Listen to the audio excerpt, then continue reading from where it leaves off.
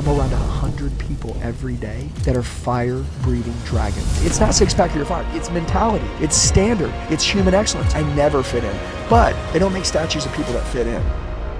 Some elite will get you rich and give you a rich life. Like, that's the secret. So if anybody wants to kill it, you got to go on the #1 salesman in the entire universe. Everybody make some noise for Mr. Andy Elliott. We built a 9-figure business in 3 years. Who's next? Backed by popular demand, Andy Elliott in the house. Growing up, I knew that I was the poor kid.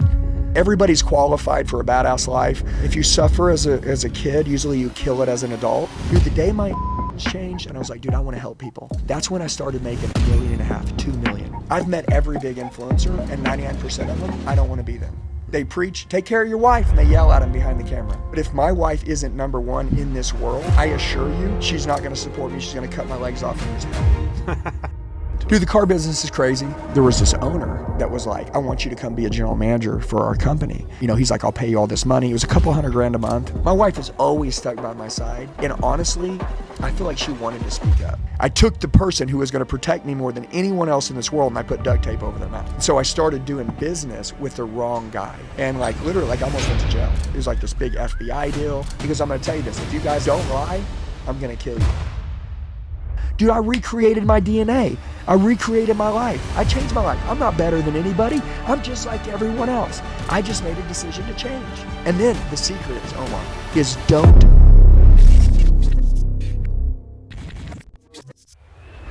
Hey guys, welcome to this special episode of the Passionate Few podcast. Today we're in Arizona, live at the Lion's Den with none other than the man, the myth, the legend himself, Andy Elliott. Thanks so much for being on the show, Andy. Cool, man. So it's cool to turn the tables. I know we're in your studio here, but I'm going to be interviewing you. So before people heard about this Andy Elliott guy that came out of nowhere this last few years, you built this $100 million sales company. You become the fastest growing sales trainer on the internet. People all over the world, country are talking about you. But take me back. Before you were this badass, six-pack, inspired guy, where did young Andy Elliott grow up, and where did this journey all begin for you as a kid? Yeah, so 2 years old. Well, #1, I was born in Oklahoma, right?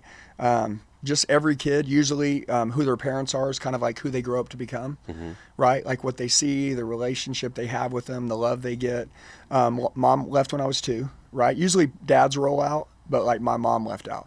So I was raised as a pretty cold kid because I think like moms like instill love in their kids. So I was a pretty cold kid, didn't have the manners. I mean, you'd agree, like men usually don't teach the dads teach the kids to be tough, the boys to be tough. I had a dad who was kind of a pushover, right? Loved my dad, but my dad ain't gonna speak up, man. It just ain't gonna happen. He doesn't want to cause any conflict. So growing up, it was like no conflict, like, you know what I'm saying? Like, because that was what my dad taught me. Then my mom left, so I was pretty cold-hearted. We were when I say poor, I mean like we didn't live like in the ghetto, but like we never had anything. Like, hey, Dad, can I have $5? I want to go do this. There's no money for that. I mean, we didn't have air conditioning in the house. Like growing up, there was no air conditioning in our house. So I'm not gonna say poor because I know people live like poor, right? Yeah. But like we just didn't have anything. There was no extra money. So growing up, we lived in an area in Norman, Oklahoma, where like there was a lot of rich kids, and we actually those were my friends. And growing up, I knew that I was the poor kid. Like I knew. Like, so my friends, like, cause kids don't know rich or poor, right? But you can kind of tell, like the Nike shoes, they had like these Jabot jeans. Yeah, they had nice cars. My dad drove a Dodge Neon, okay? and that was like his new car. And then, like the other people had the nice cars. Right. We had never had more than a $1,500 car or something growing up. And then my dad, barely when I was about out of school, bought a brand new Dodge Neon.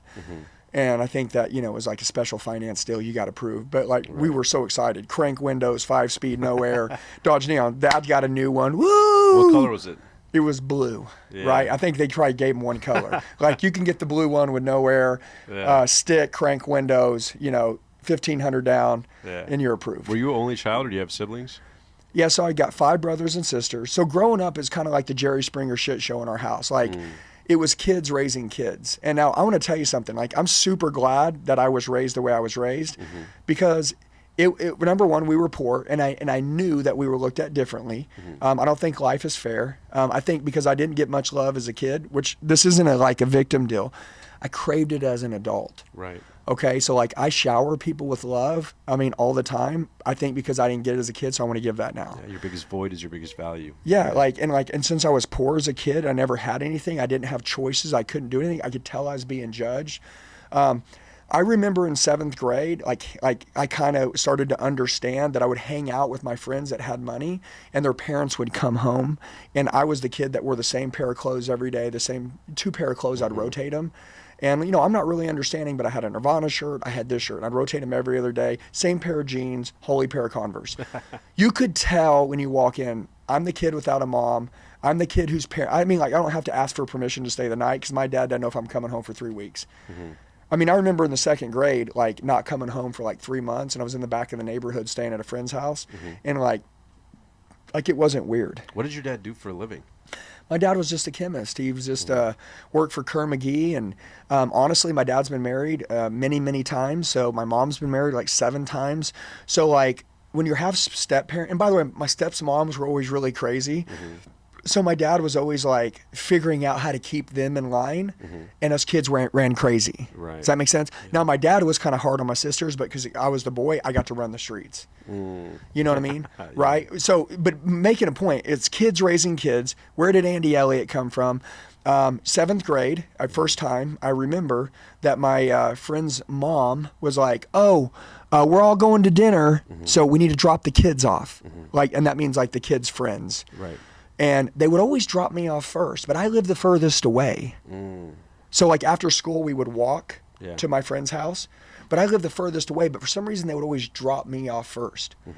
And I finally started to realize that the parents didn't want me hanging out with their kids because I was poor. And I didn't have a lot of manners. Yeah. I wasn't a bad kid. Just didn't have anyone to look up to. Didn't have a good leader. You don't know. Yeah, just don't know, man. I probably was a smart mouth. I was probably just needing some love and someone to, but because I could tell that I was that poor kid, they would drop me off, and then the rest of the kids went and ate with the parents. But I got dropped off, and they pretended they dropped everybody else off. And I slowly started to realize, like the next day, like, man, that was so awesome last night that your mom took us to that place and we ate. And I was like, man, that was weird because I got dropped off. Yeah. And I started to realize that, dude, like, I don't like this. Okay.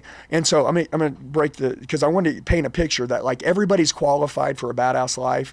If you suffer as a kid, usually you kill it as an adult. If you have an easy life as a kid, normally it's very hard for you as an adult because you haven't suffered yet. So it's hard to suffer. I suffered my whole life. Now, not like I had a bad life, but like I just felt like I wanted to find my way out. I didn't want to be anything like my mom. I didn't want to be anything like my dad. I didn't want to be like anything around me. Nobody believed in me. My dad said, get a job, stay out of jail. I was like rebelling, trying to fit in. And by the way, I never fit in. But they don't make statues of people that fit in. That's a cool thing. So if anybody's like having trouble fitting in, like that's good. Like if you don't color in the lines, like dude, there's something for you. Once you become interested in, you're gonna become dangerous. I'm gonna tell you, I got held back in kindergarten. And I remember my teacher was like, you have problems. Dude, listen, I wasn't interested. I was never interested in school. No one ever taught me to be interested in school. So if anybody's ever made bad grades, if they've done bad stuff, once you find something you're interested in, you're like, you're gonna kill it. And I just needed something to plug into. A vehicle. Yeah, I just, dude, and a good leader, right? I needed a boat to row in, and I needed a good leader at the front of the boat. And dude, so at 18 years old, I remember this. Well, by the way, I was supposed to fail my senior year. I thought we were going to fail. A tornado wipes out my school because I live in Norman, Oklahoma, which is Tornado Alley. Yeah. We have an F6 tornado wipe out our whole school, and they said if you had passing grades, you got to walk. And by the way, I had straight 60s on everything, which means I had to take my semester test, which I was going to fail. And that means I was going to get Fs and I would have to redo school again. Well, it wiped out our school. Right. So I graduated. Immediately, I worked construction because a tornado wiped our whole town out. I worked construction for 1 month. Dude, that was the worst job of my life, man. I picked up bricks, broken shit, had fiberglass all in my body. They worked me like hell, paid me $100 a week to go work from 6 in the morning till 12 o'clock at night, 7 days straight. I was like, dude, I needed money, but I was like, this sucks. At this time, are you driven to be a millionaire and all this? No, dude. Dude, listen to me. Honestly, I swear in my life, and I wish I could tell you, like, dude, I always knew I was going to be something.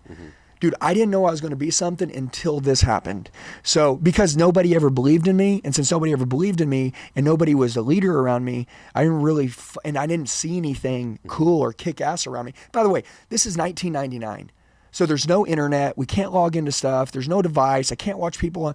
I mean, dude, like that stuff doesn't exist. Like there's we're no in a personal development. Yeah, like training. personal development. There's 15-year-olds now that are like getting developed. I would have given anything to live in this era. Go back to 15. Like, oh my God, man.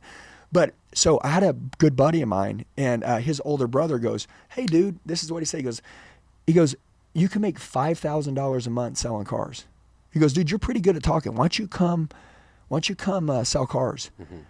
And I thought, man, if I made $5,000, I never had $5 in my hand at one time. If I made $5,000 a month, I would be rich. And I was like, done. Pick me up. I'll do whatever. And he was like, done, dude. He's like, I'm going to pick you up at 7 a.m. You're going to shut the gate with me at 11 p.m. at night. I'm going to give you some clothes to wear, and that's how it's going to work. I showed up the first day. I remember I went outside. They were having a sales meeting. I found a guy. It was a lay down. That just means it was an easy deal. The guy goes, "Oh, yeah, I'll take that one." I went inside. I didn't know what was going on. My manager said, get a credit app on him. I got a credit app. And I remember it was like yesterday. And then I got the credit app, and the manager goes, "This guy's gold." And I was like, dude, gold's got to be good. I'm thinking in my head, like, this is good stuff. And I don't know anything about money.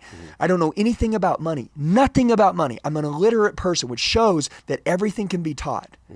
Because I'm a badass now, and I learned really quick, even at 18, how I started killing it quick. I learned very quick that everything that's a skill can be taught. If it can be taught, I can learn it. And I became addicted to learning, and I started getting psycho about learning because I made my first commission. And so how old were you that day? I was 18. And so he goes, "Get a credit app." I got one. He goes, "This is gold." And then he goes, "Go ask him, what does he want to do? Option A or option B? Have him sign." If you ever went to a car dealership, they give you these numbers and they're like sell price, trade, cash down. This is what your payoff is. And then it says like option A, option B, maybe 48 months, 60 months. Does that make sense? And that's what it was. A piece of paper. I don't understand any of this. I literally have never had any money. So I clearly couldn't understand any of this. And he goes, "Go ask," and I asked this guy, I said, "Hey, what would you like to do? Option A or option B?" And I'm just guessing this guy's going to sign. And how nervous are you doing this? Like you're pretending you know what you're doing because your first day, but you literally know nothing. I don't know anything what I'm doing. And honestly, I'm too illiterate to be nervous. I just heard he could make $5,000 a month. And I want to believe that this is true. Crazy thing. The guy goes, "What's the interest rate?" And I go, and it's a swear on my life. And I go, "The interstate?" and it sounds funny, but I like to tell people that bro, you can be so lost, and if you'll fall in love with self-development and learning, you'll become dangerous. Now watch what happens. The guy looked at me, and I wasn't trying to scam this guy. I didn't have commission breath. I wasn't trying to pull his leg. I just didn't the guy goes, "Don't worry about it." He could tell, the eyes are the window to the soul. He can tell I wasn't lying to him. I just didn't understand. And I said, "Let me go ask my manager." And he goes, "No, I'm okay, Andy." He goes, "I'll do option A." The guy signs it. I go back in the office. I hand the paper over to my manager. He goes, "Are you kidding me?" He goes, "Get this guy in the finance office right now. Let's go. Come on, guys. Get him in the finance office. Let's go. Let's go. Let's go. Let's go." All of a sudden, people start moving real quick. And I'm like, dude, what the hell is going on? This is exciting. He's like, "Go get the car washed. I'll take it from here." He walks the guy back to finance. I guess it was a big deal. But I didn't know I had a big deal because I don't know anything about deals. I don't know nothing about nothing. So sometimes being stupid is good. And this is literally your first deal, my first deal. And anyways, as soon as the guy left, I got his car cleaned up. He came out of finance. This guy got in a car and he left. My manager goes, "Andy, Elliott, sales tower." He goes, "Do you know how much money you just made?" And this is where it all started. So this is when my blood started flowing through my veins differently. This is when the old me died. David Goggins talks about going to war with his old self and his new self. This is the first time that the new me came up and was like, "You're dead, bro." And it became this fight. And this psycho competitor came out. And my manager goes, "You know how much money you just made?" And remember, I'm poor. I never had any money. I mean, if anything had to do with thousands, would be rich. My dad bought my truck, my only car he ever bought me, for $400 cash. And when I watched my dad count it out to the guy, I was like, "Damn, Dad, where'd you get that money at?" I had such a small mindset. How much money did you have at in your bank account at this time? I had zero. I didn't have a bank account. I've never had a bank account. I never have anything. I didn't have a car. I didn't have any money to eat lunch. I didn't even know how I was going to eat lunch at work. I don't think about that. I needed to just get out. I figured I was going to eat some at some time. Dude, I've been bumming food my whole life. I ate out everybody else's shit my whole life. Like, it wasn't anything different than now. You know what I'm saying? So, like, at this point, I'm like, this is just normal life to me. Like, I'll get a sandwich from someone at some point, somewhere. I'm gonna bum some money, okay? Yeah. Like, I'm gonna figure it out. Like, that's what you do. You make ends meet. And he goes, you just made $1,700. And I remember at that point, I almost wanted to get emotional because I was like, I don't understand. And he's like, you just made $1,700. And he goes, because it's the last day of the month, because today's the first day you're starting, but tomorrow's the last day of the month. Tomorrow morning, I'm gonna give you a check for $1,700. He goes, also, Andy, you got the high gross of the month. I go, what's that? And he goes, the deal that you did grossed the most gross commission money for the whole month. And that's why whenever they signed the paper, we were all running around because we couldn't believe the guy on the first day, like you, could get the biggest deal all month. And you didn't even know what you were doing. And you said the interstate, we heard you. And we're over here laughing and you closed it. He goes, Andy, you believed, bro. He goes, you're dangerous, man. He goes, what you just did, if you can become good with that belief, you're dangerous, man. And I'm like, dude, I like how you're talking to me. Like, I like this. I never had anybody talk to me like this. He goes, but since you got the high gross of the month, you're also going to get $500 cash tomorrow morning in the meeting. And so the next day in the meeting, they're saying, Andy Elliott, first day, $1,700, $500 cash. Everybody's like, oh my God. And then I realized I got lucky. I went a week without selling anything, and I got rejected. And my manager goes, listen, dude, you're going to get lucky and you got to lay down. That's what happened. You got a little layup, bro. He goes, now you're going to have to get trained. You got to learn how to communicate. You stutter a little bit. You got to stop stuttering. You got to learn to speak. You got to learn to write down these word tracks. You got to understand there's the top 5 objections we get every day. I need to think about it. Got to talk to my wife. Payment's too high. Price too high. I want more for my trade. These things are going to come every day. He goes, dude, listen, you're going to get smacked every day. How many times are you going to get smacked before you learn how to overcome this? He goes, we're going to role play. We're going to practice shaking hands every single day for an hour in the conference room.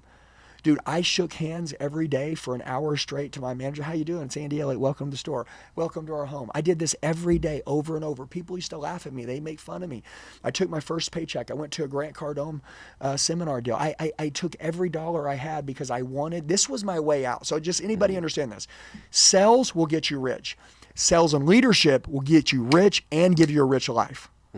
Like, that's the secret. So if anybody wants to kill it, you got to learn sales and leadership. And leadership didn't come yet, but that was sales. So I learned all the word tracks. I learned how to speak. I learned moral authority, that if I believed in what I was doing, other people would believe in me and what I was doing.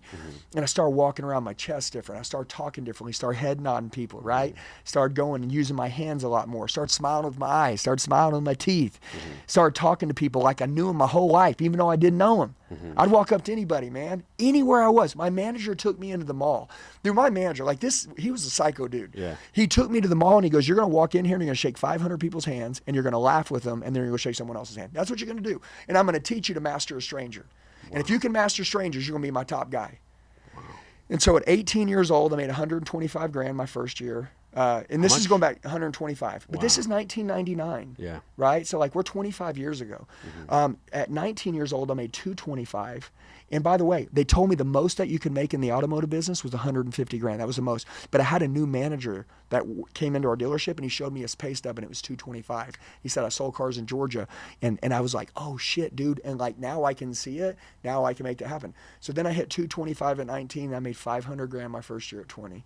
When I did that. And commissions? Yeah, like that was my W-2. And I made like 570 grand at 20. And how are you changing in this process? Because I'm sure it was like little by little, right? It was gradual, right? It wasn't just. But you got to remember, I was changing really quickly. But the one thing that I was doing is that, look, I was building self-confidence, I was building self-esteem, I was building self-belief. Were you a ladies' man at this time? I was chasing every chick I could get my hands on. Yeah. Dude, but I'm going to explain this to everybody. I don't want you to do that. Here's what I want you to do, because this is me, right?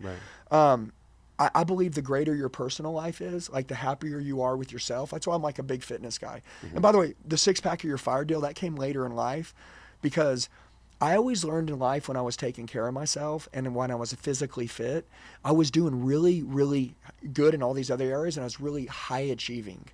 And when I wasn't taking care of my physical self very good, I was always playing subpar in other areas. And so my fitness was a true testament of really what I was doing in these other areas. And honestly, like I'm a person that if I get dressed and I'm looking in the mirror and I don't like me, it's really hard for me to go show a lot of other people love.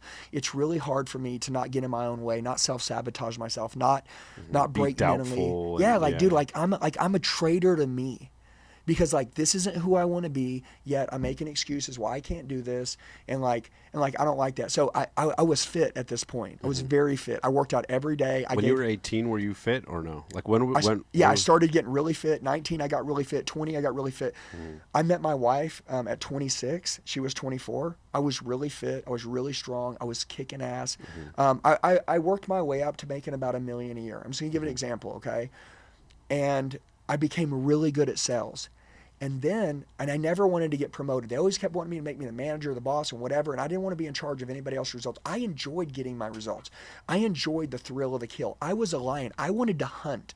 Yeah. I wanted to eat what I killed. Yeah. And I was so scared because, I get, let's say 25% commission, but now once you're in charge of a team, you go to 2%, right? But on 25 people. Right. And now I'm like, these guys haven't been as hungry as I am the whole time. And here I am doing all this stuff, and now I got to rely on these guys. I was like, hell no, man. I like winning for me. My wife's like, when I got with her, she's like, it's time for you to go to the next level. And I told her, I was like, babe, and that's when leadership came in. And I'm going to tell you something. Literally, I love this. Like, if anybody's an underdog, okay, like I'm an overcomer. I have massive scars on me. Maybe not like scars you can see. I have been burned. I have burned people. I have screwed people over. They have screwed me over. I have lied. I have cheated. They have cheated me. I have lied. Hurt people, hurt people. I was a very hurt person my whole life. I hurt a lot of people. My wife was my saving grace. My wife was that mother I needed. My wife was that heart. My wife was the one that said, you're a good man. And I was like, no, I'm a killer. She's like, you're a good man. Like, you're a good guy. You're a good person. You're going to do big things. You're going to use your cells for good things. Do you remember the first day you met her? Oh, yeah. I told her to come to this party with me, and she was like, no, I'm not going to go. And anyway, she was like, look, if you call me back at this time and you really want me to go, I'll meet you there.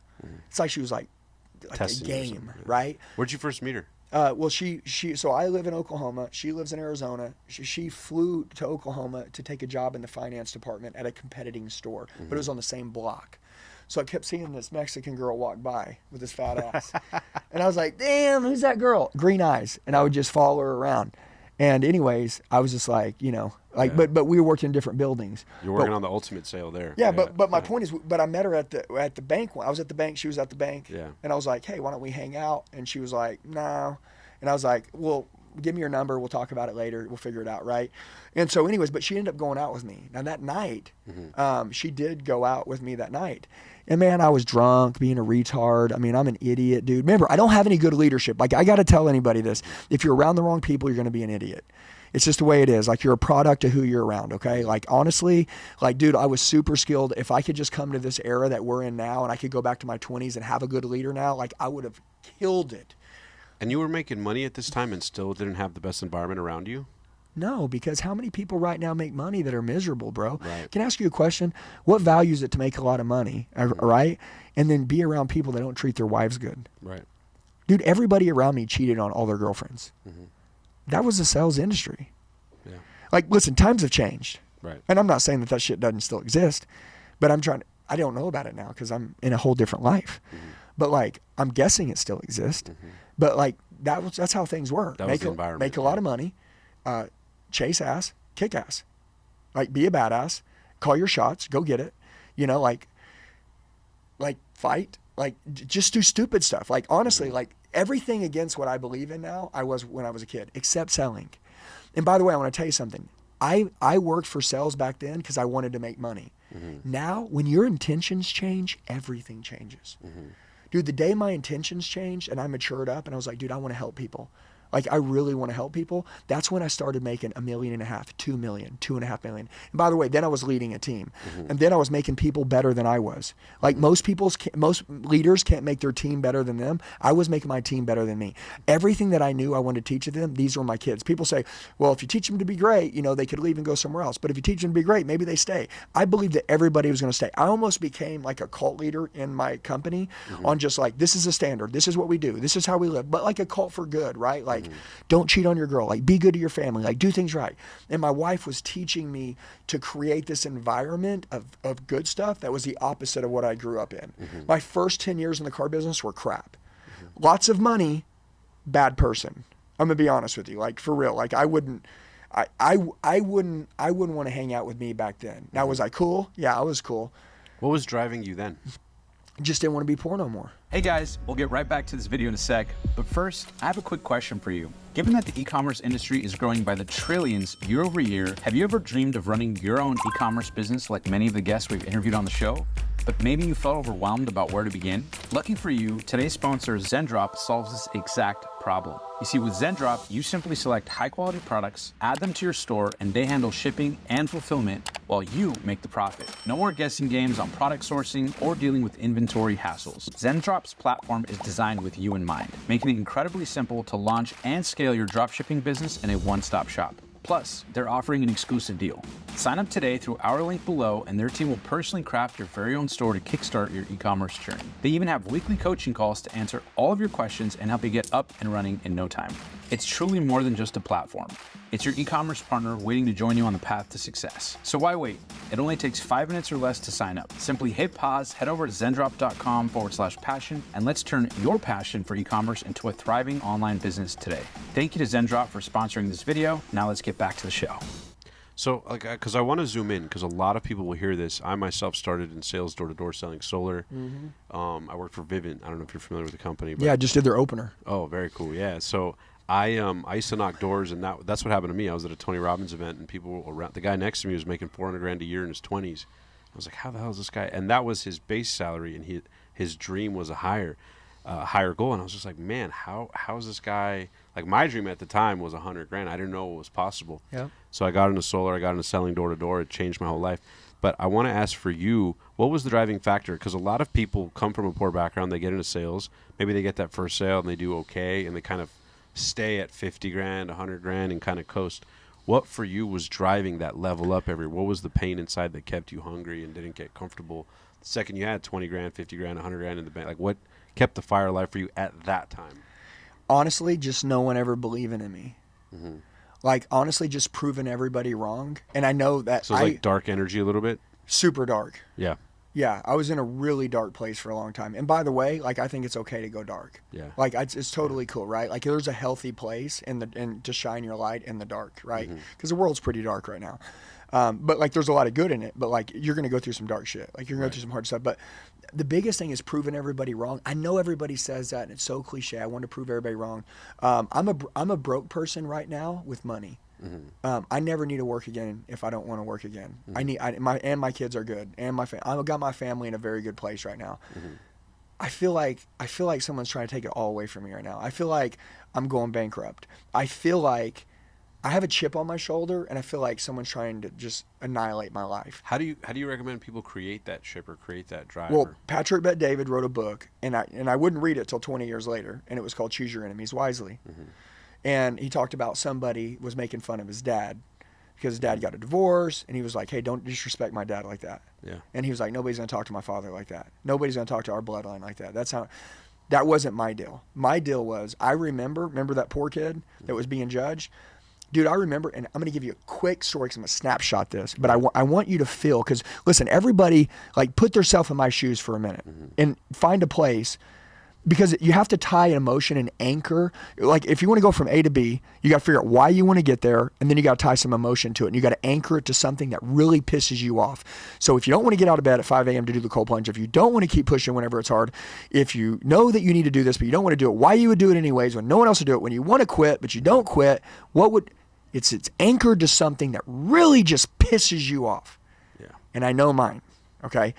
And it's crazy because, like, you never know what that thing will be. Right. 8th grade, I want to go. There's all these girls going to the lake. Right. And by the way, like, that mom, she was the Antichrist. She was the rich mom. Yeah. She had a beautiful lake house down at Lake Texoma, which is in Oklahoma and in Texas. And it was called Lake Texoma. And they had a beautiful lake house. Now, all the kids that would go, and she would let them stay at the house, they had to bring $20. Now, listen, I went to my dad and I go, Dad, can I have $20, please? I'm going to go to this lake house, and my friends, there's all these girls going, Dad, please, can I go?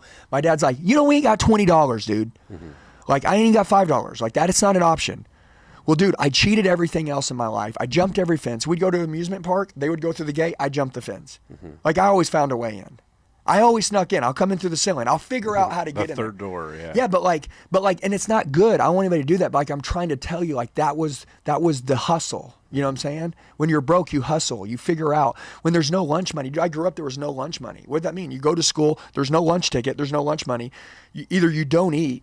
You're like, hey guys, I'm not hungry today. Because you don't have money, or you hustle. Can I borrow a quarter? Can I borrow a quarter? Can I borrow a car? And then you get enough for lunchtime. Yeah. It's like just a hustle game. But I remember this though. My best friend goes, dude, you know how my mom is. It's a 2-hour ride to the lake. My older brother's going to give us a ride. If you don't have $20, don't go.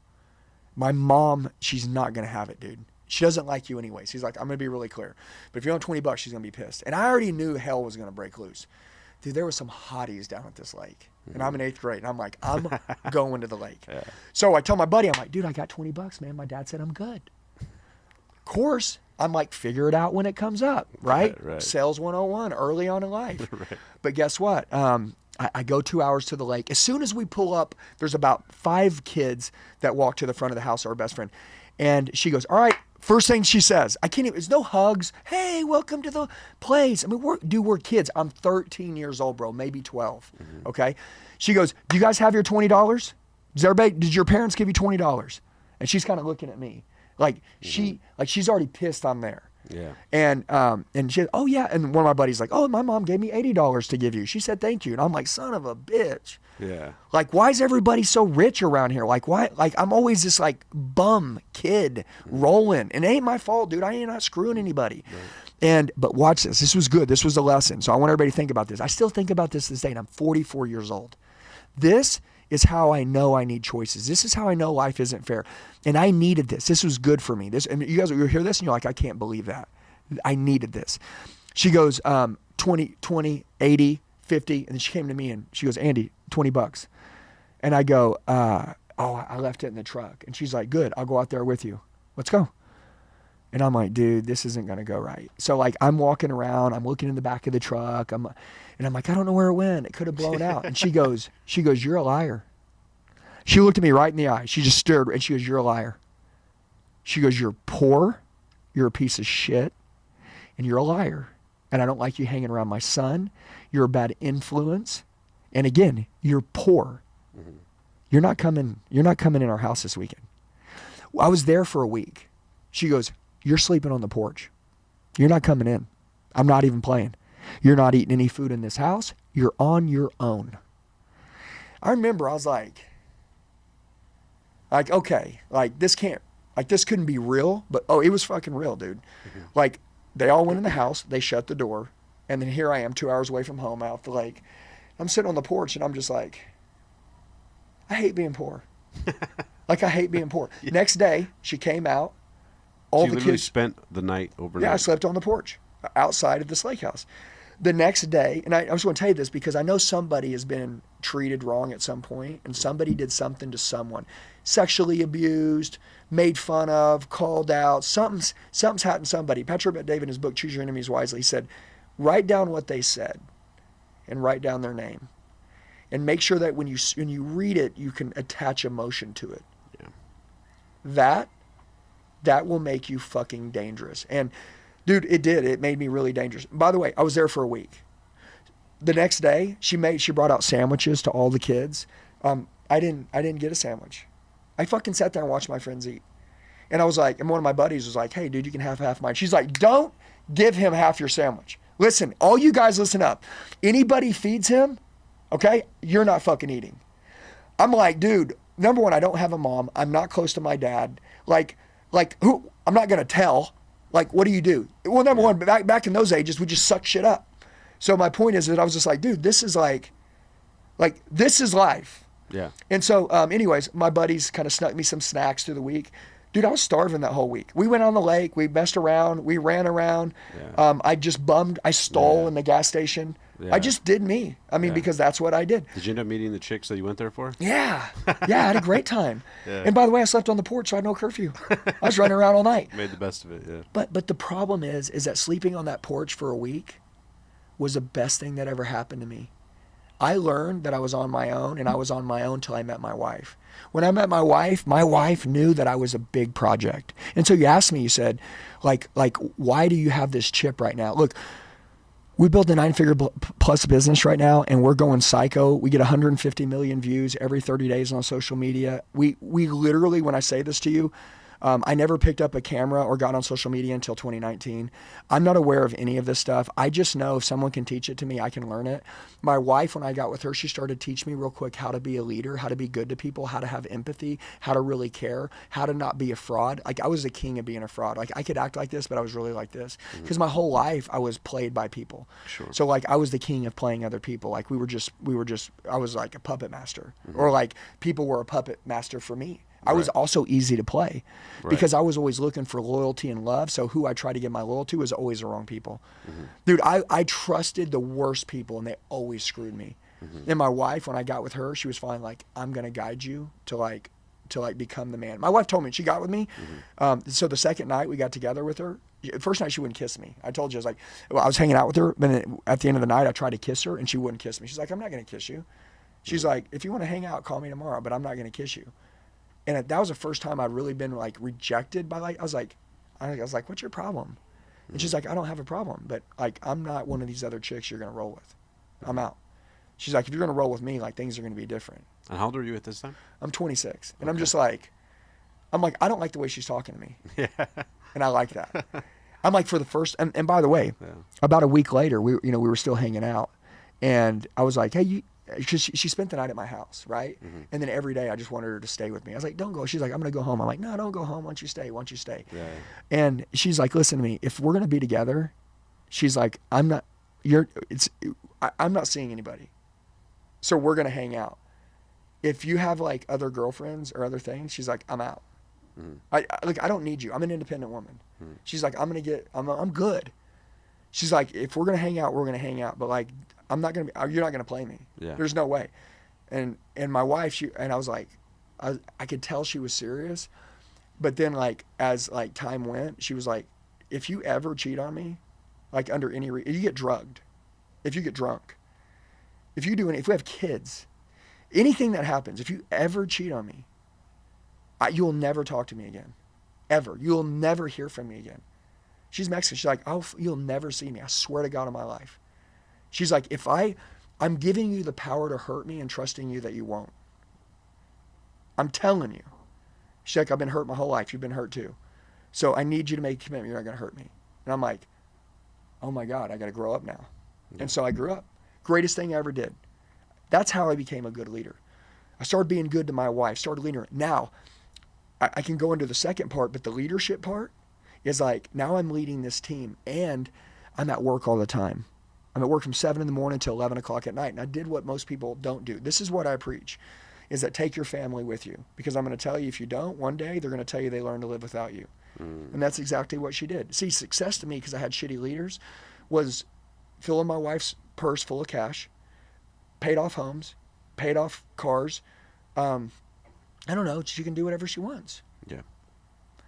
Dude, my wife, one day I came home from work, and this is kind of when I went psycho. Like, so we can go to the point when at 39 years old, I changed. If anybody's watching this, I would tell you, you don't want to waste 20 years, okay? So you need to listen real carefully. A rich life and getting rich is the goal. If you have a family or if you have things that are important to you, don't chase this and lose this. Because if you get this, you're going to have a hole in your heart this big because you lost this. And even though you have money, you're going to hate yourself. And I see this happen all the time. I see people today, and you always say be careful to meet the people you look up to. Right. I've met every big influencer, and 99% of them, I don't want to be them. I see they preach, take care of your wife, and they yell at them behind the camera. They say, yeah, be close to your kids. They're not close to their kids. They put them on electronics and they travel. Dude, that's not it, man. By the way, my wife, remember this, she's my mentor. She's my mom. She's my fantasy. She's my wife. She's my everything. She's my best friend. She's my counselor. She's my workout partner. She's my everything to me. And so, like, by the way, I used to think she was nagging me when she would tell me, but what I learned is she was actually trying to protect me, the only person trying to level me up. Dude, if you're around somebody that tells you the truth and pushes you, that person loves you. If you're around people that don't push you and allow you to say the same, those people don't care about you. And most of the time we try to please those people, and the people that want to push us, like our family at home that tells us, hey babe, you're home from work, can you put your phone down and be with your family? We missed you all day. We're like, come on babe, I got shit I got to do. I got things. Like, dude, like, listen man, you expect them to support you? If you got sick right now, would all those clients be there? Would your job be there? Would those people be there? Would those people be there with you in your deathbed when you got sick and you had cancer, or would your wife be there? Your wife. Oh, but you want her to not ask for more? Dude, my wife has one simple deal. I've learned it. I know what it is. She wants to be number one. Dude, anytime she's not number one, we know God's number one. But if my wife isn't number one in this world, I assure you, she's not going to support me. She's going to cut my legs off, and there's hell. There's always hell. By the way, women can cut your legs off, or they can support you and build you to be great. Yeah. That's what women can do. Yeah. And they want to treat you like the king. But if you don't take them with you, by the way, a lot of people have a lot of different takes on stuff, right? But with me, my wife, my personal life. So if you compete with me, right? Like my life right now is so good. Me and my wife are marriage millionaires. It means like even if we don't have money, me and her are on fire. We're growing every day. Our marriage is falling more in love with each other. We're psycho competitors in our marriage. We like treat our marriage like it's day one every day. If you treat something like it's the beginning, there'll never be an end. We flirt with each other. We play. We have crazy sex every day. We do all kinds of stuff. We've been married 18 years. Yeah. Wow. Well, but watch this. Yeah. Dude, didn't she marry me for the ride of a lifetime? Yeah. Or did she marry me to become a dud, you know, get fat on her, get out of shape, not take care of her, become a loser? Dude, my wife could have got rich without me, dude. She don't need me. I'm going to tell you this. To be honest, my wife's a killer, dude. She was going to make it without me. She was going to marry a badass dude. She was going to be a badass. It didn't matter. Like, dude, I got lucky. She took a bet on a project, and she bet right. It took a while for her to babysit me, to get me to understand. But, like, I'm just being, like, total transparent, right? Mm-hmm. Like she was the one that believed in me when no one didn't, and she stuck by my back when other people burned me. And so like a lot of the times we go shit on those people and we're really good to other people, and you need to rethink your whole life. And so, but my wife one day, see, remember this, I have grown a big business fast by one simple deal. I'm direct. I'm super direct with everybody in our company. I don't walk on eggshells. You know what that means? If you're doing something that I don't like, I'm going to tell you.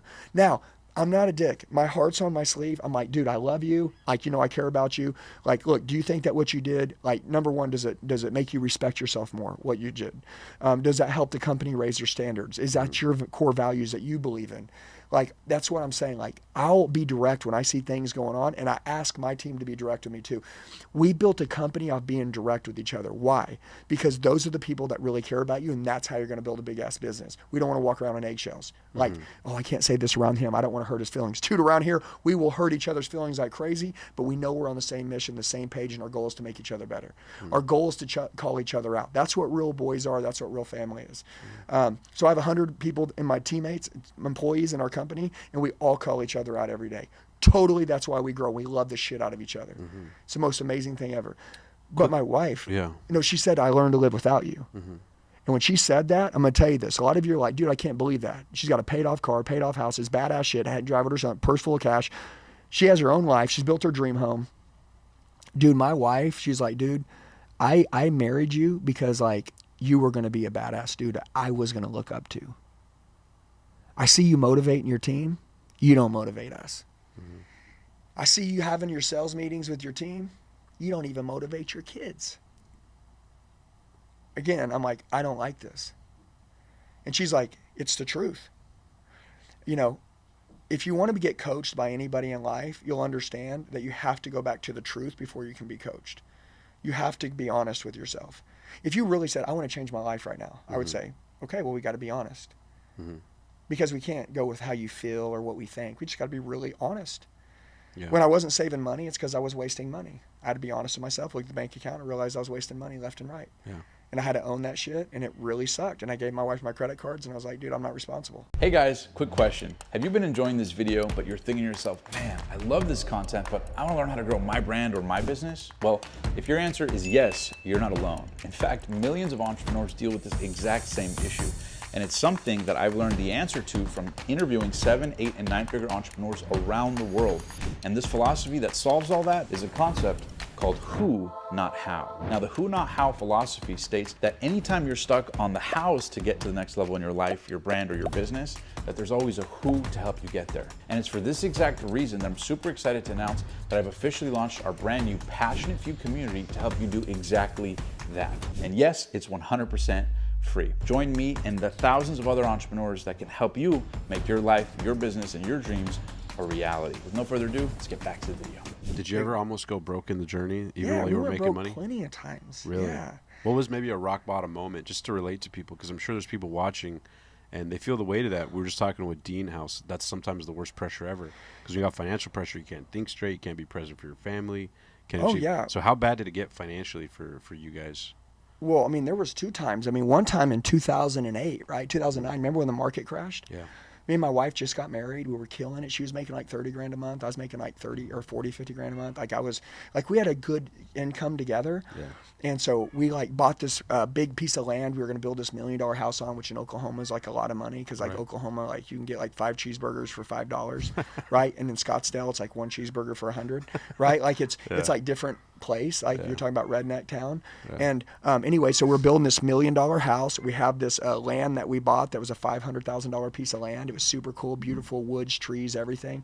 Well, this land, right, that we bought, we almost had it paid off. We almost had our house paid off. We had a big lake house. We had boats. We had big lifted home. We had all this stuff. Now you say, Andy, I thought you said tell me about the time you're broke.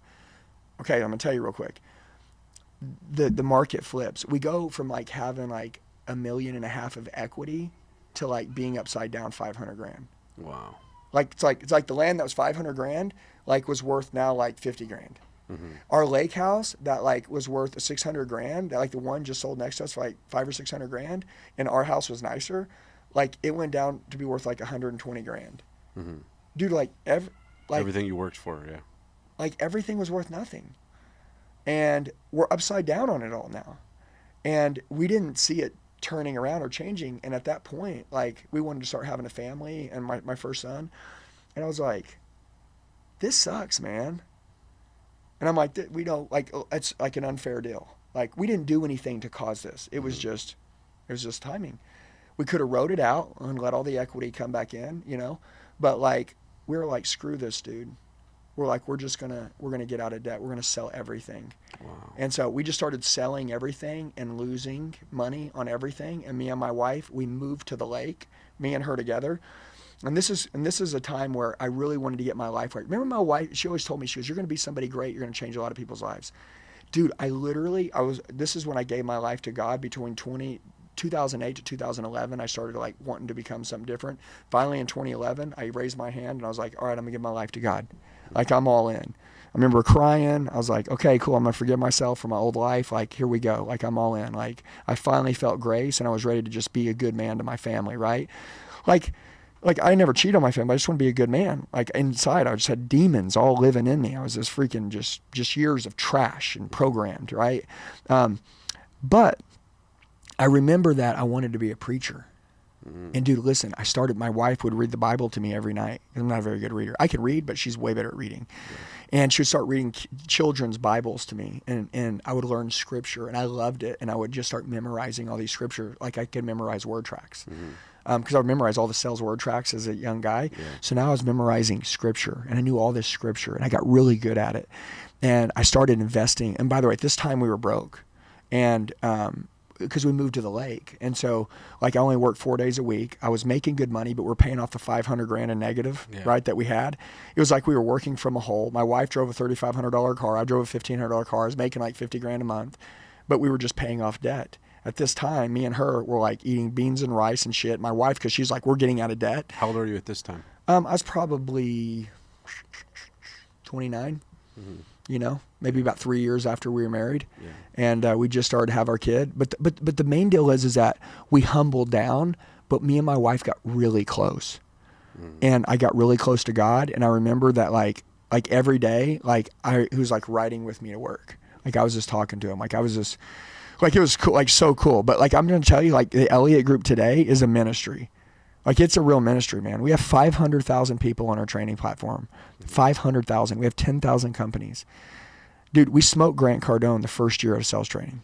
We literally smoked him out of the automotive business fast. I took him out in 1 year. When did you transition from? 2019. Really? So 2019. What was the catalyst to making that decision of I'm going to change my life and my business? Well, so like that position, that deal, giving my life to God, wanting to do all this stuff, trying to change.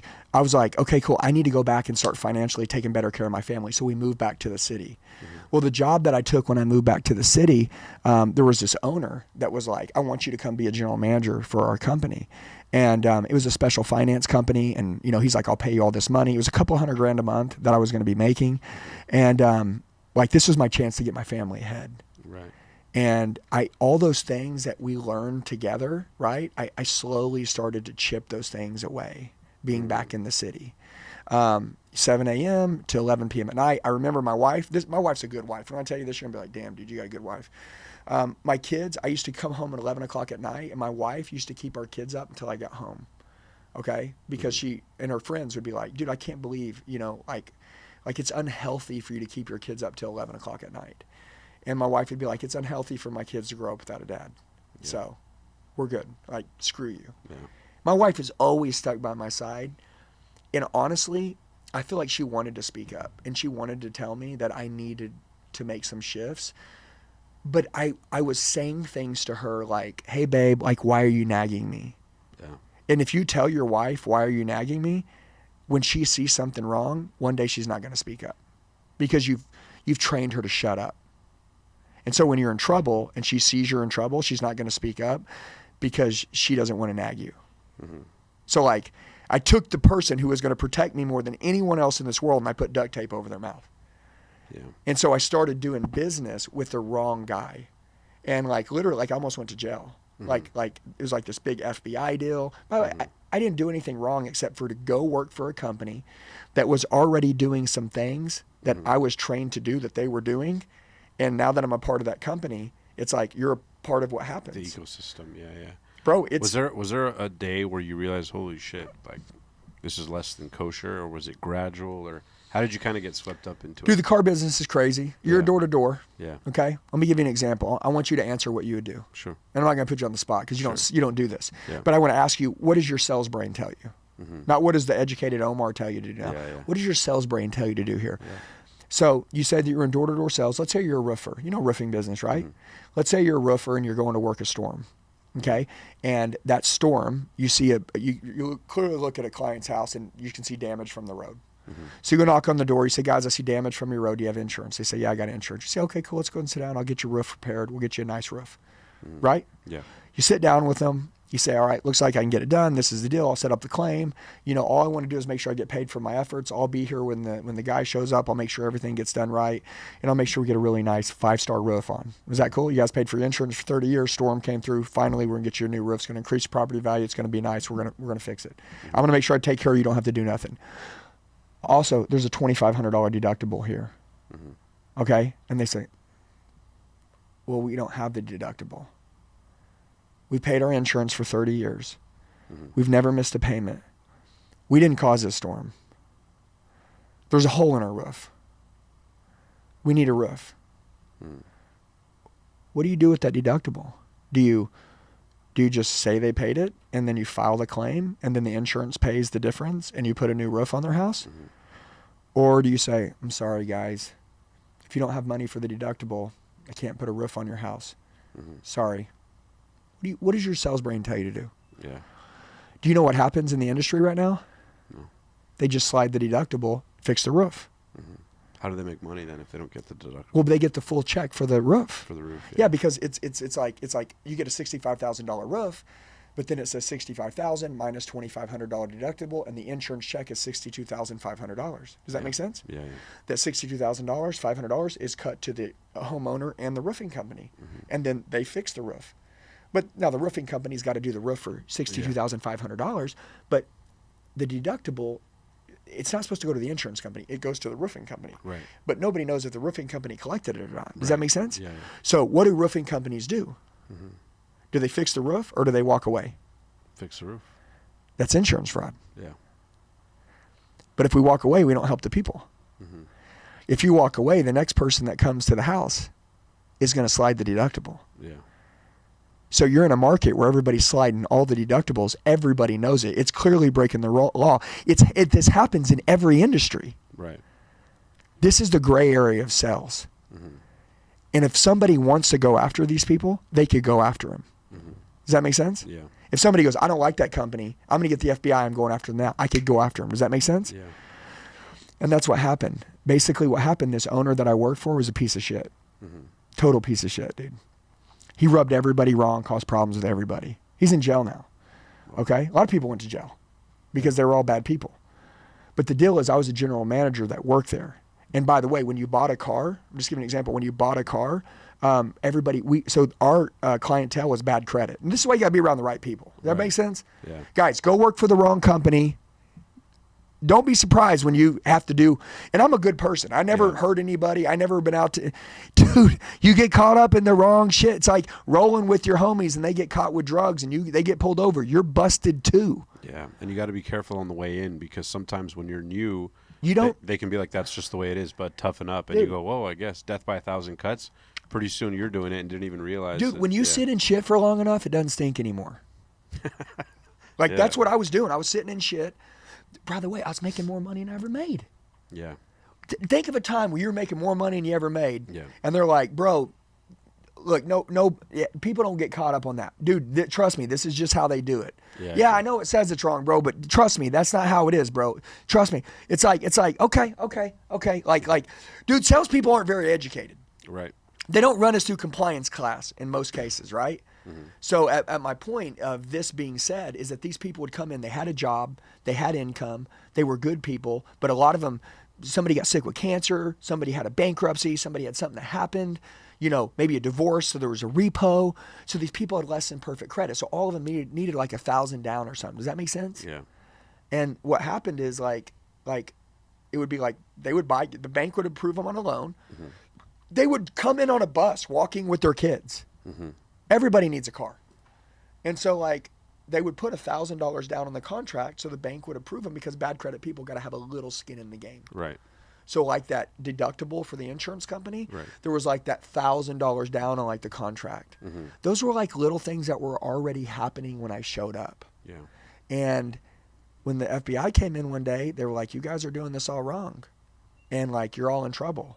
And they wanted that owner, dude. That owner was a bad man. Did you almost go to jail? Yeah, everybody did almost go to jail. But I'm going to tell you what I did right. Are you ready? Yeah. I listened to my wife. Dude, she saved me so many times. So there's 2 rules right now. Number 1, make sure you marry a badass partner. Make sure you marry one. Make sure you find somebody to do life with who is great. And make sure you listen to him. And make sure you tell him, babe, if you ever see me stepping out of line, please tell me. Please. If I ever become ungrounded at any time, tell me. Please. Give them permission to correct you when they see you doing wrong. See, because I didn't do that. Because I was used to being this macho dude. I got to carry my family instead of me and my wife are going to do this together. That's why today you see I talk about my wife all the time. Right. If you ever watch any of my shit, man, I talk about my wife. I give her credit for everything. She's the CEO of her company. She's built everything we've done. I'm telling you, I wouldn't be who I am without her. That's number 1. And then number 2, never lie. Never lie. I was raised to lie. I lied my whole life. A lot of us have a bad problem. Like some people like cheat, like I don't cheat. Like some people do drugs. Like I didn't do drugs. Like I just grew up lying. Like we just, you know what I'm saying? Like people like it's a bad habit.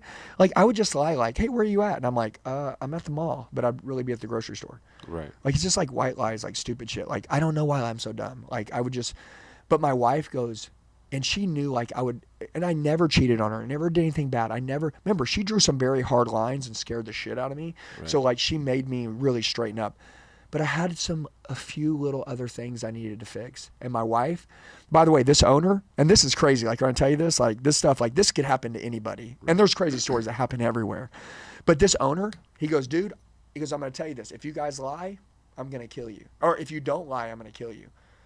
There's like 5 people in a room. He's like literally threatened them. Facts. Yeah. Omar, if you don't lie and you don't say what I tell you to say, I'm going to kill you. Facts. Do you understand? Yeah. This meeting happened. There was 5 of us.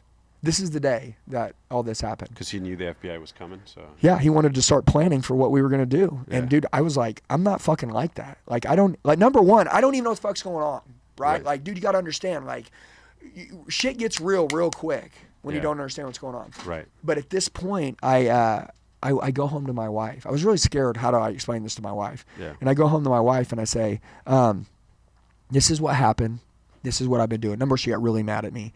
And she's like, I can't believe that you didn't tell me none of this. And I just realized, man, So you hadn't been telling her this all along? well, I wasn't really doing anything differently than I've been doing my whole life. Right. I mean, the car business was crazy, bro. Like, you know what I'm saying? Like going home and telling your wife they didn't pay the deductible on a roof. Like, you don't really know. Like, Right. Does that make sense? Yeah.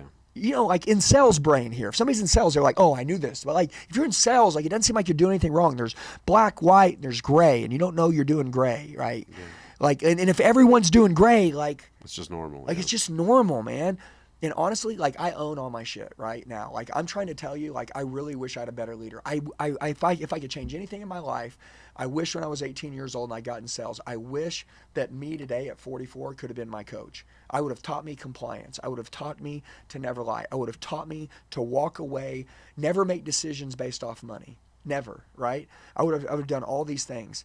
But dude, I didn't have me. I didn't exist back then. So I can't change that. So by the way, and who I am today is all the shit that happened. So dude, this is why I'm so good now. This is why I do shit right now. This is why I won't make $100 million deal on the table. If I got to lie or if I got to do business with somebody I don't like, hell no. Bro, I ain't never going to go to sleep another night and not be able to sleep, or try to go to bed and not be able to sleep. But my wife, this is what she told me. She goes, dude, and by the way, I haven't even got to like how we're blowing up now in business, but you'll understand really quick why. Because I'm grateful. When God gives you another chance, like, you don't play around. Like, I always wanted to be used for something great, and I think he had to scare me almost to take it all away to make me wake up, right? It's like this. You got kids? No. Okay. Are you married? No. Okay. Imagine if you had kids. And imagine if your wife called you and you're married and she said, our daughter fell in the pool. And I came out and she was in the pool. I got her out and she's not breathing. Where do you go to immediately? God. You're like, what are we talking about? Right. In a second, your whole life changes. And then she goes, wait a minute. Wait, hold on. She's spitting up water. She's starting to breathe. All of a sudden, you're like, please, God, I swear, if you'll make my kid healthy, I swear to God, I'll be a better dad. Right. Like, that is what I went through. Okay? Like, in life. Yeah. And everybody can relate to this, but most people change back. I never change back. This is why this dude exists. But my wife tells me, she goes, dude, don't ever lie to me ever again. Tell me the truth on everything. I swear to God, we will take over the world. We'll kill it. But now you're in this spot. We're going to tell the truth. Andy, the Bible says the truth will set you free and you're not going to lie. That's it. You're not going to lie. We do not lie in this house. We will not lie. You will tell the truth. You'll tell every bit of the truth, and whatever happens, happens. And I'll stand by your side. Swear to God. I don't care. Shit. How old are you at this time? Probably 33. And so you know you have to tell the truth to the FBI, and you're going to put someone that you worked for in a bad situation. No. Nobody even cared about me anyways. Yeah. Bro, they just told me they were going to fucking kill me. Yeah. Bro, these people never took care of me. These people they used to tell me to fucking divorce my wife. These people were never my friends. I wasn't putting someone in a bad. I didn't rat someone out. Bro, these people were never with me. I worked for a paycheck to produce results in a company that I hated. But I was so afraid to walk away from the money because I was making more money than I ever made. Can you relate? Yeah. Have you ever made more money than you ever made and you just hated where you're at, but you didn't leave because you stayed for the money? Yes, absolutely. That was where I was. And then just the bullet of it was, someone came in and said, everything's done wrong now. And I'm like, I fucking knew I should have left. Why am I so dumb? I've said this to myself so many times. I'm like, why am I so dumb? Like, I'm such a good guy, but why am I so dumb? And then literally my wife goes, you're going to tell the truth. And when she said that, I finally felt peace. Like, I'm going to tell the truth. Like, for the first time in my life, I don't have to scheme. I don't have to plan. I don't have to play chess. I don't have to play anybody. Like she just said, I got to tell the truth. So we got an attorney. We just went down. I just told the truth. I said everything. To the FBI? Yeah, to everybody. To my lawyer, to the FBI, to everybody. And I quit the job. I quit everything. I said, I'm done. I'm just going to tell the truth. Like, I don't know what's going to happen. And that period of time, those next couple years, I studied. I recreated my mind. I got physically fit in the gym. I changed all these things. We finally went to trial. Like, I just told the truth. By the way, listen to me. Here's the coolest thing. In the Bible, it's biblical. It says the truth will set you free. They tried to trick me, trap me, set me up. I didn't try to be on the FBI side. I didn't try to be on my attorney's side. I didn't try to be on their side. What did I do? Just told the truth. I had to take myself back to that day, every situation. For 2 days straight, I told the truth on everything. And at the end of the deal, they said, Andy Elliott, get out of here. You never lied to the FBI. You never lied to anybody. You never lied. Get out of here. Wow. I told my wife, I was like, Were you worried about the potential of going to jail? of course, every day. Yeah. Dude, listen, I'm going to tell you this. Tell somebody you're taking their life away, they'll change real fast. Yep. And so now you can understand why the Elliott Group's growing so big. And by the way, I'm going to tell you something, okay? You may say, well, what if people find out? Everybody already knows. I've told everyone. You know what I tell people? When somebody's went through a hard time, shouldn't you want to build them up and say that your life from today forward is what matters and we can't change the past? I mean, if you're a good leader, wouldn't you say that to someone? Mm-hmm. Isn't it crazy that we're in a world where people like don't want to tell someone that they can have a better future, that they can change, and that like they can like change their family? They can, if they once were a bad person, they can become a good person now. We want to hang them on their past. Dude, 95% of the world like doesn't like who they used to be, and they have shame and regret, and they've done something at some point that they hate. They don't want to be that person anymore. So like literally, like I just want to tell people that like dude, like it's all about from today forward. Like it's not about Jim Rohn, like it's not about who you are, it's about who you become. So when I started watching this shit, bro, I started building a new identity. Yeah. I started watching all this coaching. I started finding all these people, and then I would study them and emulate them, and I would learn what they were doing, and then the stuff I liked, I kept it, and then I left the rest. Mm-hmm. And then I built this guy here, and then I was like, holy shit, man, like I love who I am. And then I started training all these people to like do the same thing. And then I gave out content for 2 years for free. From 2019 to 2021, I put out free content on YouTube every day for free. Me and my wife, we sold our $1 million house. We went and slept on mattresses, sold all our furniture, had the best time of our life, dude. Mm-hmm. We literally put all the money in the bank, and I spent most of it on self-development. Mm-hmm. We literally sold our house for $1 million, and I probably spent $800,000 on self-development. Wow. I spent all of it. Bro, I was building me. Like this dude here. Then I was like, all right, now I'm ready. Now I'm not a fraud. Now I'm this real dude. Now I know who I am. Dude, I'm a freaking overcomer. I got a testimony. Look at me. I was fat. Now I'm in shape. My whole family's obese. They're out of shape. And I'm in shape. Dude, I recreated my DNA. I recreated my life. I changed my life. I'm not better than anybody. I'm just like everyone else. I just made a decision to change. And dude, I made these decisions that were all good. And I said, I'm never going to unchange. I'm still going to keep messing up, but I'm not going to mess up like that again. And I'm not going to become ungrateful. And by the way, once I realized what's possible now, and they gave the blueprint, all these people that I cut the check for to teach me, bro, like now I've become this. I'm living proof that anyone can make it. Dude, so like if you're alive and you're free or you're here, like just change. And then the secret is, Omar, is don't unchange. And so I was selling all the training. I dropped this course. I started dropping training. Was it 2019 when you started that? Yeah, 2019 free content, 2021 I started dropping training. What was the vision when you pivoted to 2019? And I want to ask because I know there's a lot of people in their own life and their career, whatever it is, that maybe have that new thing on the horizon. So what was it for you, that internal decision, the identity shift, when you said, okay, I'm going to go from doing what I do to teaching people at a global level in 2019? What was the catalyst for that? Well, I took that course, Broker Blueprint, the by KBB. Dean Graziosi, and Tony Robbins. That's right. And I bought it for $3,000, and literally it said that you have a skill. You have a specialized skill. He kept calling it a specialized skill. You have a specialized skill.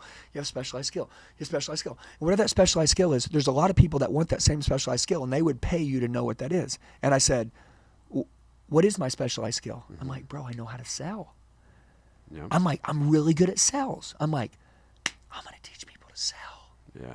Well, since I was in the automotive industry, that's why I told you I took Grant Cardone out. Mm-hmm. I go, dude, I'm going to give out free automotive training for the next year for free, and I'm going to make sure it's better than Grant's paid training. So I literally watched Grant's training, and he's got feathered hair, 3-piece shoulder pad. No disrespect, Grant Cardone's a badass. I'm not knocking him in any way. Yeah. I'm trying to tell you that he recorded training that was 10 years earlier, right? Mm-hmm. Or 8 years earlier, and it was still in the marketplace, and it wasn't up to date. And then here I am like, dude, I can do better than this. Yeah. I'm like, I can change. So I started recording all this content. I gave it away for free on YouTube. And Google, which is the mother of the world, is like sharing YouTube videos to Google every time somebody searches how to sell more cars, how to increase your gross profit, how to overcome objections. And Right. dude, like YouTube serving Google all my videos, and I'm making like 2 or 3 a day every day of all this training. And next thing you know, bro, like people are freaking like commenting like, you changed my life, you changed my life, you changed my life. And so I'm using my specialized skill and I'm putting it out there, automotive, how to do this stuff. Yeah. I showed them, I'd use whiteboard, show them how to negotiate. I gave it all away for free. And then there's raging fans. And then I put this text number. I was like, text me if you need help, I'll answer shit. Dude, I got 200 text messages a day. I'm like, holy shit. I'm like, I ain't got nothing to sell. Yeah. Holy shit, I got to go create this course. And then I created this course and it was going to be like $299 because I just had to learn that it could work. I dropped it on New Year's Eve. At the end of 2020, going into 2021, New Year's Eve, dropped it that night, YouTube video. Hey guys, I'm dropping this 0 to 100K course, how to make 100 grand a year in sales as a new guy or to make 100 grand again and again and again. I'm gonna show you how. Boom, 21 modules, 14 hours. Here we go, $299. Wipe your ass with it. Let's go. Guess what happens? Woke up the next morning, don't know what's going on. My wife had to create this Stripe account, which I don't even know what that is. And I look at it and I'm like, damn, it's got 150 grand in it. Wow. And I'm like, shit, next day, 100 grand, next day, 100 grand, next day. I'm like, okay. Woo! We're in business. Now I'm going to go. Those 2 years I worked in the dark, sleeping on mattresses, giving up all over materialistic shit, living below my means, spending almost $1 million in self-development, all to get ready for this new life. I tell people all the time, cut the check. Cut the check for speed. That's what I did. Total immersion, just like Tony says. Dive in. What's your specialized skill? I know you know something that's good for you. We're in an era right now where communication is at all-time low. And here I am teaching people how to communicate, how to shake a hand, how to look at people in the eyes, how to talk, how to do this shit. So anyways, I just started teaching. I started building all these other courses, negotiations, how to overcome objections, and then we started getting into generalized sales training after that. And then we started wiping out solar industry, wiping out pest control, wiping out roofing. We started going through all these other sectors, phone skills, pop, pop, pop, pop, pop, pop. Next thing you know, we're just killing it. And then here we are. So I built a team, one by one, people that would come up in my coaching program that were true testimonies that they changed. People that were freaking crazy, that were lost on drugs, that were drug addicts, that were doing this. These people came into my program, started working out, got in good shape, became psycho competitors, changed their life just like me. We all have a different story, but they were just like me. And they're, dude, I can go introduce you to them when we're done. You're going to be like, that guy, that jacked up guy with an 8-pack, badass dude, beautiful wife, that dude, no ways. Yes. I was there with that dude when he overdosed on drugs. I was there with that guy. And now I've got 100 of these soldiers that are all like the greatest testimonies ever, that were the greatest students in my coaching program, that they're not selling training like Grant Cardone's company. It's not like, hey, can you sell? Are you a high ticket closer? Can you sell? No, bro, these people are a product of the training. These people had their life changed here in this company and they're never leaving. They're going to die here. Why? Because we built a family. Like the company we built was so that we could all be here together to show each other love. Our families do everything together. We all live here close together. I was talking to Andy Frisella. It's like a culture of greatness, man. It's like an environment in which one would die for the other, like a military. Yeah. But anyways, That's with cool. that being said, we built a 9-figure business. I mean, it runs about $300K a day now. What's the rationale for you from a leadership perspective on why you do that? Watch this. 99% of the people in this world can't retain their people. 99% of companies can't retain their people. Why? Because they don't take care of their people. Yeah. There are people who look for a better opportunity elsewhere. Yeah, like, dude, try to go recruit one of my guys. Dude, they don't work for money. Dude, they work for blood, sweat, and tears because I give everything to them. Dude, like, I would die for my team. Like, literally. Like, and I'm cool with that. Like, it's unexplainable. Everything that so basically everything I ever wanted my whole life, me and my wife decided that we were going to build this business and build everything that we ever wanted here. I may have a few people making under 6 figures. Most of my company makes over 6 figures. Some make 7 figures. We're only a new startup company. I pay my people generously and I take care of my people because I want them to have a really nice life. Yeah. I want them to be taken care of. I want them to be good. Now, they have to work hard. They have to care. I don't need them. I want them. They need me. They should want me. They should want this company. We should want these things. So we all protect it. You know what I'm saying? Yeah. And I don't know any companies like this. I see people with turnover. Yeah. Our people here, they're like watchdogs. They watch everything. They take care of everything. They protect everything. And I pay them really good. I've had people plenty of times, right? And I'll just name 100 influencers that I'm with. And they always say, what do you pay your guys? And I tell them, they say, oh, you're an idiot. You know what? Who's the idiot? I have 99% of the people that I've ever hired that still work here with me. They've been here for 4 or 5 years. We're family. We do life together. They break records every single month. They kick ass. Their family, their wives, and their kids are all happy. Everybody has a great personal life, and we kick ass in business. You should see the way they take care of our customers. Dude, if you don't take care of your people, you think your people are going to take care of your customers? I'll pay more for my people to have a great life and take better care of my customers. Yeah. No ways. And so pay them less. But don't be surprised when they work for someone else in 2 years. That's really interesting. What for you has been the biggest challenge personally? Because a lot of people see you as this masculine alpha who's got all the answers, who helps people. But maybe on a more vulnerable side, what are some of the biggest challenges for you as you're scaling to this level? I'm sure you had to overcome a lot of limiting beliefs. What are the present day challenges you deal with that you're still kind of trying to figure out, that are kind of tough for you to figure out? Well, a couple things. Number one, like I believe in people sometimes more than they believe in themselves. Right. And so like I just think that I can make everybody make it. It's always been a problem with me. Like, you know, some people just give up on people pretty easily. Like if they don't hit their quota. Me, like I'm always like, no, dude, I'm gonna take another run with this guy. Like, so not giving up on people is probably one of my hardest things. Yeah. Because there's a time I should probably give up on someone. But I just find it really hard. Yeah. And I'm thinking somebody didn't give up on me. My wife didn't give up on me, so it makes it hard for me to give up on someone else, right? That makes sense. So that's a struggle with me, and everybody has their own struggles, right?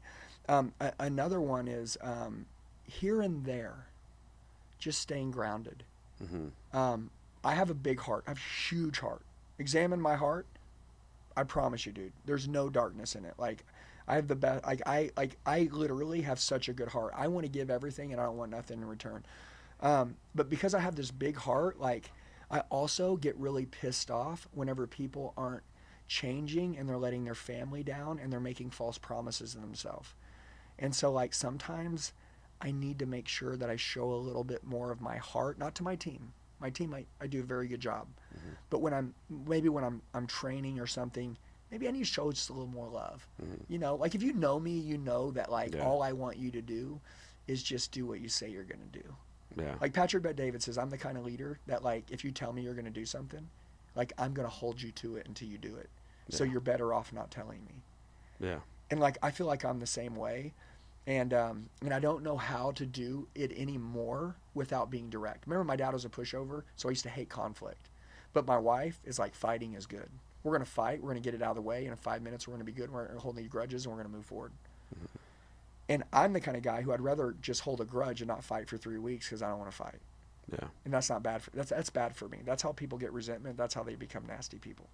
So like now I'm like, I want to fight quick. I want to get it out of the way. I want to do this. So like I just need to make sure that I wear my heart on my sleeve. I mean, this is like vulnerable side. Like I need to make sure I wear my heart on my sleeve because I really care about people. And when I see people make a commitment to themselves or their family, like I want to just see them hit it. And so like if I'm going to be a good boss, remember this, if I push you really hard to successful people, they would say, that person really cares about you. That's why they're pushing the hell out of you, because they want you to max out their potential. Like, they don't want you to cheat yourself of what you said you wanted. Right.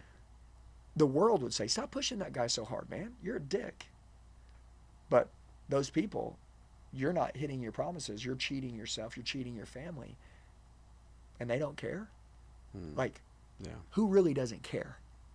Does that make sense? Yeah. Like, I would say, if you ask me, those people don't really care about you because they're not helping you get any better, and they see you backsliding and they're not speaking up. Yeah. What's the biggest limiting belief? Before I wrap up, I want to ask this. You know, taking a company to $100 million, that's not an easy task, right? You guys obviously put in a ton of work. You have a phenomenal team. But what's been the biggest limiting belief that you had to overcome to make it happen? Because I'm sure for you, you ran the numbers and ran the math. At one point, what you're doing now was an impossibility or was something outside of what you believed was possible. And the reason I ask is because there's people out there, whatever the number is for them, that have their own limiting beliefs. So what's Andy Elliott's best advice to kind of overcome your limiting beliefs, and what are the ones for you that changed the game for you? Well, When to you overcame overcome it, it's going to be this: don't change back. So like if you learn something from this today, Yeah. like don't change back, like just change and like never change back. Like David Goggins says, I remember this. He says, I go to war with myself every day, my old self and my new self, and that's why he says like David Goggins and Goggins, right?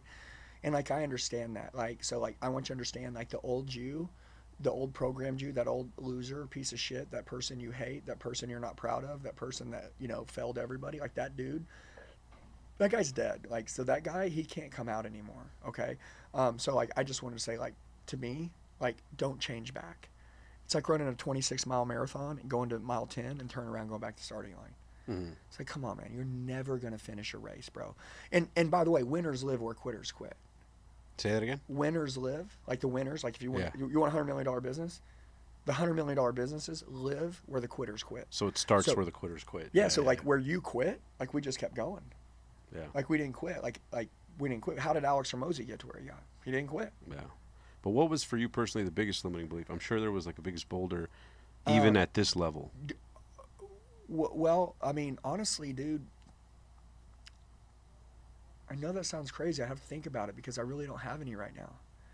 Dude, so I'm going to tell you a little bit about me in like 10 seconds. Like, I'm a self-development freak. Yeah. I constantly stay on edge. Mm-hmm. I'm going to live like this till I die. What about people who say, I'm good. Andy, how does he sustain that energy? Is it too intense? Like, what are your thoughts to humanize it to them? There's a book, Andy Frisella wrote it. It's the Book of Mental Toughness. Yep. I'd recommend everybody buying it. Just go to andyfrisella.com, I think, and it's the Book of Mental Toughness. And when you open it, Andy Frisella starts the book by talking about, you want me to show you a magic trick. This is the truth. I just want, like, this is why I don't struggle with this right now. Yeah. There's things I don't want to do, but I still do them because that's what winners do. But I don't really believe that nothing's not possible. Like, I'm like freaking brainwashed, right? Yeah. So I'm in a good place now. But I want to tell you a magic trick. And by the way, this has to match this, and then we'll wrap it up. But so in the Book of Mental Toughness with Andy Frisella, it says, let me show you a magic trick. And Andy Frisella says, show me your last 500 days, right? I'll tell you your body fat percentage. Show me your routine for your last 500 days.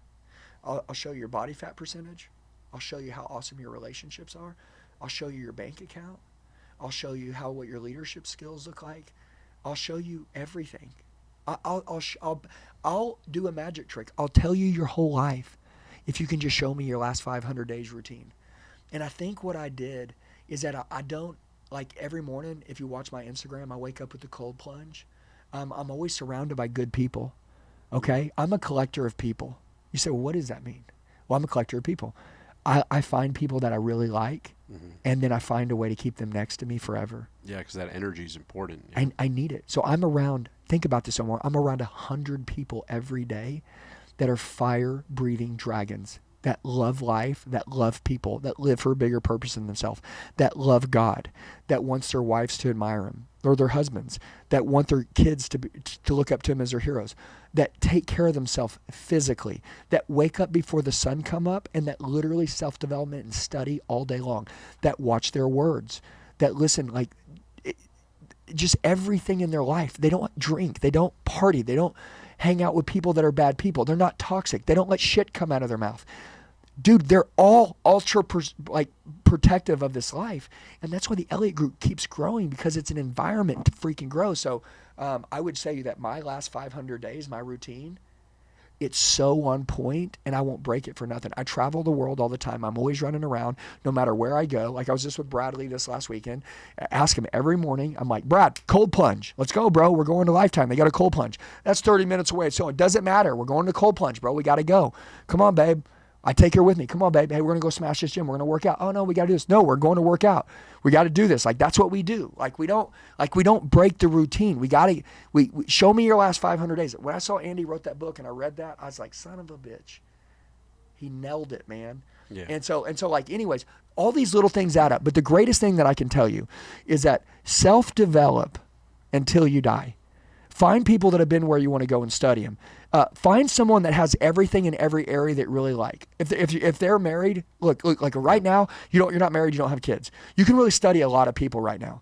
But when you get married, you got to study people that also kick ass, that also have good marriages. Because now you want to have a good marriage too. So you got to make sure that that person has a good marriage too, because you can't look up to them no more if they don't. Right. Because I just can't do that, right? And then if they also have to be good parents, because then when you have kids, you're like, dude, I want to find someone who's a good dad, who kicks ass in business, who also, and then you want to find someone in shape if that's important to you. Like when you want to be in shape, you don't hang out with people who aren't in shape anymore. Yeah. Why? It's not that you're judgmental. I train millions of people that aren't in shape. Dude, I've taken people that have lost 200, 300, 400 pounds. Dude, I can show you some pictures right now that you're like, oh my God, it's not six pack or you're fired. It's mentality. It's standard. It's human excellence. When I went out to Andy Frizella's house and I literally saw his compound, his place, and I saw First Foreman, his 380,000 square foot buildings, and I saw everything, and the way the wheels were parked and the chairs were done and the sinks didn't have any water on them and the energy drinks were all freaking perfect. And just everything and the standards of everyone in there. And then his house and the cleanliness and everything and the way they operated and the core values on the wall, but also the language. When the people were talking, they also spoke the language on the wall. It was in their words. I was like, son of a bitch. I'm like, I want that. And I came back and I created Elliott Army 3.0. Bam, we nailed it. So like I study these people and I know what I want. And anyways, life's special. Look, bottom line is, anybody watching this right now, if you ever want to be a killer, this is your time. Number two, we're in an era right now, okay? We're like, in 1999, when I called somebody, they were either at the office or at home. And if you caught them at home, they had this thing on the wall with a cord. Yep. They would walk, and they didn't know it was you calling. If they were rich, they had caller ID, but really nobody had caller ID back then, unless you were rich. And there weren't you had a portable phone, you were a badass. There weren't cell phones, there weren't pagers. If you were at the dealership and I was going to sell you something, but then you left, I couldn't be like, hey, call him back, take the deal. Yeah. No, you had to wait until they went to an office or got to a house. Right. Like you had to just keep calling. Like, dude, we're alive in an era right now with social media, right? With freaking technology. Like, everybody's asleep. People don't know how to communicate. It's like, if you ever wanted to be great, like, dude, like, take every dollar you have, bet against yourself, like bet on yourself, right? Take somebody who bet against you, use it as fuel in your mind to get pissed off and go become a good person. Like, become a great example, not only for yourself, your family, break your own bloodline and then teach people how to break their bloodline. I love that. I love that. And then before we wrap up, I have one final question for the audience. And that is, if there's a man or woman watching this right now, anywhere in the country, anywhere in the world that's fired up, wants to change their life, but maybe they feel stuck, or they're maybe think of the Andy Elliott, the version of you that was stuck and needed an opportunity. What's your best advice for someone to get out of a rut, get out of a funk, and really change their life? What's step one? Step one is going to be plug in to some new information. Mm-hmm.